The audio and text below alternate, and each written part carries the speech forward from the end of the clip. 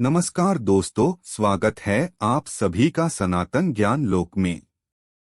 आज हम जानेंगे भगवान एक फिर कैसे बन गए धर्म अनेक। जानिए रहस्य। इससे पहले अगर आप कुछ नया सीखना और जानना चाहते हैं तो चैनल को सब्सक्राइब जरूर करें। यह प्रश्न सबके मन में उठता है कि इतने सारे धर्मों की स्थापना कैसे हुई। जाति और धर्म के नाम पर अनेक संप्रदाय बन गए, अनेक धर्म भी बन गए, लेकिन वह एक भगवान कौन है जो हर जीव का उत्पत्ति करता है, फिर चाहे वह इंसान हो या जानवर हो। सभी आत्माओं का जनक एक है जिसे प्राप्त करने के लिए किसी धर्म विशेष की आवश्यकता नहीं। हर धर्म अपने ईश्वर को सर्वोच्च और सृष्टिकर्ता मानता है, लेकिन सच क्या है? मुस्लिमों का अल्लाह खुदा सबसे बड़ा है या हिंदुओं का निराकार ब्रह्मा, या फिर ब्रह्मा विष्णु शंकर से बड़ा कोई नहीं है। सिख धर्म में गुरु नानक जी को ही वाहेगुरु कहकर सर्वोच्च स्थान दिया गया है और ईसाइयों के लिए यीशु ही भगवान के बेटे हैं।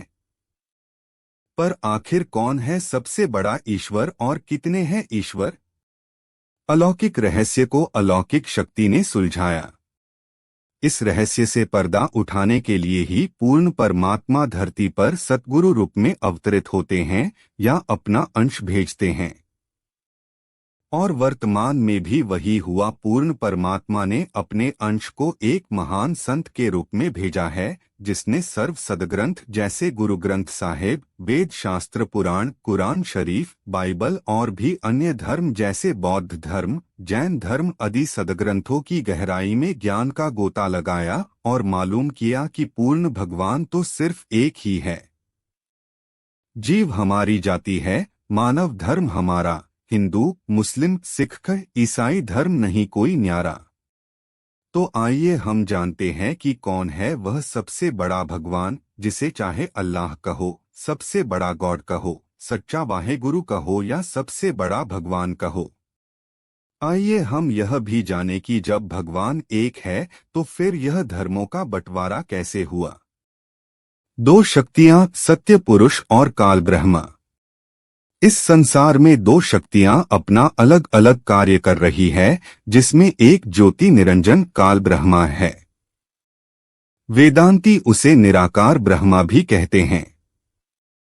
मुसलमान उसी को बेचून निराकार अल्लाह कहते हैं और ईसाई उसे फॉर्मलेस निराकार गॉड कहते हैं। यही है वो एक भगवान जो सबसे बड़ा है। दूसरी शक्ति सत्य पुरुष है, जिसको गीता जी में परम अक्षर पुरुष, सच्चिदानंद घन ब्रह्मा, दिव्य परम पुरुष तत् ब्रह्मा कहा है। असंख्य ब्रह्मांडों में जितने भी प्राणी हैं, यह सब सत्य पुरुष जी की आत्माएं हैं। जो सतलोक में रहते थे, वहां से अपनी अल्प बुद्धि के कारण काल ब्रह्मा के साथ यहां आ गए। वहां सतलोक में सर्व सुख थे, ना वृद्ध अवस्था थी और ना ही मौत थी। पांच तत्व का शरीर भी नहीं था। यह सृष्टि तो ऐसी ही है, पांच तत्व से बनी है, लेकिन वहां सतलोक में एक तत्व नूर तत्व से बनी सृष्टि है।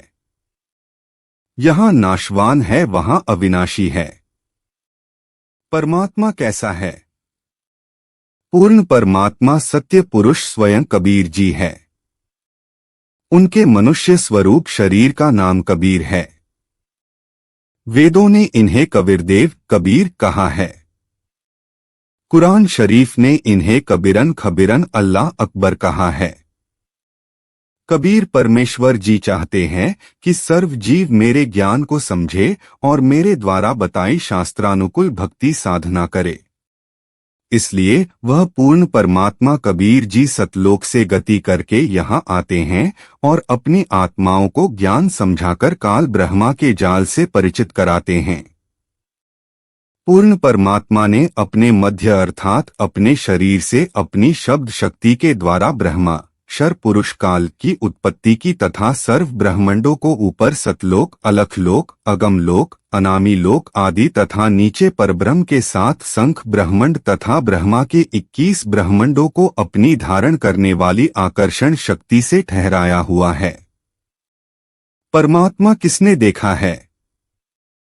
पूर्ण परमात्मा कबीर परमेश्वर कबीरदेव ने अपने निजी सेवक अर्थात सखा श्री धर्मदास जी, आदरणीय गरीबदास जी, वर्तमान में तत्वदर्शी संत रामपाल जी महाराज आदि को स्वयं ही सतज्ञान से परिचित कराया। वही पूर्ण परमेश्वर सत्य साधना करने वाले साधक को उसी पहले वाले स्थान सत्यलोक में ले जाता है जहां से बिछुड़ कर आए थे। वहां उस वास्तविक सुखदायी प्रभु को प्राप्त करके जीव खुशी से आत्मविभोर होकर मस्ती से स्तुति करता है कि हे परमात्मा, असंख्य जन्मों के भूले भटकों को वास्तविक ठिकाना मिल गया। इसी का प्रमाण पवित्र ऋग्वेद मंडल 10 सूक्त 90 मंत्र 16 में भी है। आदरणीय गरीबदास जी को इसी प्रकार पूर्ण परमात्मा कबीरदेव कबीर परमेश्वर स्वयं सत्य भक्ति प्रदान करके सत्यलोक लेकर गए थे। तब अपनी अमृतवाणी में आदरणीय गरीबदास जी महाराज ने आंखों देखकर कहा है, गरीब अजब नगर में ले गए हमको सतगुरु आन, झिल के बिंब अगाध गति सुते चादर तांग, यक अर्ज गुफ्तम पेश तो दर कून करता, हक्का कबीर करीन तू बेब परवरदिगार। पृष्ठ न 721 महिला 1 राग तिलंग। कून करतार का अर्थ होता है सर्व का रचनहार अर्थात शब्द शक्ति से रचना करने वाला शब्द स्वरूपी प्रभु। हक्का कबीर का अर्थ है सत कबीर। करीम का अर्थ दयालु। परवरदिगार का अर्थ परमात्मा है। परमात्मा कहाँ रहता है? यही सर्व सृष्टि रचनहार प्रभु अपनी रचना के ऊपर के हिस्से में तीनों स्थानों सतलोक, अलखलोक, अग्मलोक में 3 रूप में स्वयं प्रकट होता है अर्थात स्वयं ही विराजमान है। यहाँ अनामी लोक का वर्णन इसलिए नहीं किया क्योंकि अनामी लोक में कोई रचना नहीं है तथा कह अनामय लोक शेष रचना से पूर्व का है। फिर कहा है कि उसी परमात्मा के सत्यलोक से बिछुड़कर नीचे के ब्रह्मा व परब्रह्म के लोक उत्पन्न हुए और वह पूर्ण परमात्मा खाने वाले ब्रह्मा अर्थात काल से, क्योंकि ब्रह्मा काल विराट श्राप वश 1 लाख मानव शरीरधारी प्राणियों को खाता है तथा न खाने वाले परब्रह्म अर्थात अक्षर पुरुष से परब्रह्म प्राणियों को खाता नहीं, परंतु जन्म मृत्यु कर्मदंड ज्यों का त्यों बना रहता है, भी ऊपर सर वत्रा व्याप्त है अर्थात इस पूर्ण परमात्मा की प्रभुता सर्व के ऊपर है। कबीर परमेश्वर ही कुल का मालिक है, जिसने अपनी शक्ति को सर्व के ऊपर फैलाया है, जैसे सूर्य अपने प्रकाश को सर्व के ऊपर फैलाकर प्रभावित करता है, ऐसे पूर्ण परमात्मा ने अपनी शक्ति रूपी क्षमता को सर्व ब्रह्मंडों को नियंत्रित रखने के लिए छोड़ा हुआ है। जैसे मोबाइल फोन का टावर एक देशीय होते हुए अपनी शक्ति अर्थात मोबाइल फोन रेंज क्षमता चहुं ओर फैलाए रहता है, इसी प्रकार पूर्ण प्रभु ने अपनी निराकार शक्ति सर्व व्यापक की है, जिससे पूर्ण परमात्मा सर्व ब्रह्मंडों को एक स्थान पर बैठकर नियंत्रित रखता है। काल ब्रह्मा का राज्य 21 ब्रह्मांड का क्षेत्र है, जिसे काल लोक कहते हैं। इस काल ब्रह्मा को 1 लाख मानव शरीरधारी प्राणियों को नित्य आहार करने का श्राप लगा हुआ है, जिस कारण से ये अधूरा आध्यात्मिक ज्ञान तथा साथ बुराई जैसे मांस, तंबाकू, तीर्थ धाम आदि शास्त्र विरुद्ध साधना करवाकर जीव को मोक्ष नहीं होने देना चाहता है। जीव से तरह तरह पूजा पाठ व्रत उपवास कराकर एवं भूत प्रेत पुजवाकर जीवात्माओं को भ्रमित रखता है। वेद शास्त्रों और अन्य सदग्रंथों में छुपी पूर्ण परमात्मा को प्राप्त करने की सही जानकारी से यह सर्व ऋषि मुनियों सहित सर्व शंकराचार्य महामंडलेश्वरों को अनजान रखता है। फिर पूर्ण परमात्मा का कोई अंश ही सतगुरु रूप में आकर इस रहस्य को उजागर करके बताता है। काल ब्रह्मा चाहता है सारे प्राणी मेरे काल जाल में ही फंसे रहे, बुराई करके पाप ग्रस्त होकर जन्मते मरते रहे। क्योंकि काल ब्रह्मा नहीं चाहता कि किसी का भी मोक्ष हो और कोई भी प्राणी सतलोक जा सके। काल ब्रह्मा ने कई धर्म क्यों बनाए? किसी को भी सतलोक का पता न चले, उसके तक के ज्ञान को ही माने।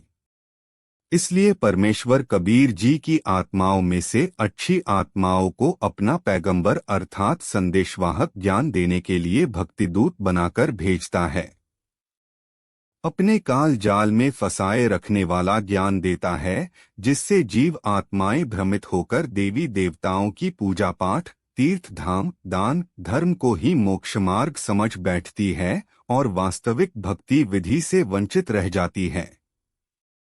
इसी काल ब्रह्मा ने बाबा आदम, हजरत दाऊद, हजरत मूसा, हजरत ईसा, हजरत मोहम्मद को तथा काल ब्रह्मा के पुत्र ब्रह्मा, विष्णु, महेश एवं उनके अवतारों राम, कृष्ण आदि शंकराचार्य ऋषि मुनियों द्वारा अपना नकली प्रचार करा रखा है। इस काल ब्रह्मा ने अलग अलग धर्मों का जाल फैलाया। बाबा आदम की संतान में 1,80,000 पैगंबर, हिंदू धर्म के 88,000 ऋषि तथा अन्य प्रचारक ये अच्छी तथा सच्ची निष्ठा वाले थे, जिनको काल ब्रह्मा ने अपना प्रचारक बनाया। ऋषियों ने पवित्र वेदों, पवित्र श्रीमद् भगवद गीता तथा पुराणों के आधार से स्वयं भी साधना की तथा अपने अनुयायियों को भी वही साधना करने को कहा। वेदों तथा गीता में ज्ञान तो श्रेष्ठ है परंतु अधूरा है। पुराण जो संख्या में 18 है, ये ऋषियों का अपना अनुभव तथा कुछ कुछ वेद ज्ञान है तथा उनमें कुछ देवी देवताओं की जीवनी लिखी है। किस तरह अलग अलग जगह अलग अलग ज्ञान प्रचार किया। चारों वेदों का ज्ञान काल ने सर्वप्रथम दिया था। चारों वेदों का ज्ञान अर्थात संक्षिप्त रूप श्रीमद् भगवद गीता है। उसके पश्चात दाऊद जी को जबूर किताब वाला ज्ञान दिया। इसमें सृष्टि की उत्पत्ति का आंशिक ज्ञान दिया। इसके पश्चात मूसा जी को तौरेत वाला ज्ञान या तथा इसके पश्चात ईसा जी को इंजिल पुस्तक का ज्ञान दिया। फिर बाद में कुरान शरीफ वाला ज्ञान हजरत मोहम्मद जी को दिया। मूसा जी के अनुयायी यहूदी कहलाते हैं और ईसा जी के ईसाई। वर्तमान में कौन है सत्य पुरुष का धरती पर अवतार? वह संत रामपाल जी महाराज है, जो पूर्ण परमात्मा के अंश बनकर आए हैं। एक संदेश वाहक के रूप में जीव आत्माओं को सच्चा और शास्त्रानुकूल ज्ञान समझाकर पूर्ण परमात्मा की जानकारी करा रहे हैं और काल ब्रह्मा से भी हमें परिचित करा रहे हैं। यही वो सत्य पुरुष कबीर जी का स्वरूप है, जिसने 6 दिन में सृष्टि रची और 7वें दिन तख्त पर जा विराजा। संत रामपाल जी महाराज जी से नाम दीक्षा लेकर अपना कल्याण करवाएं।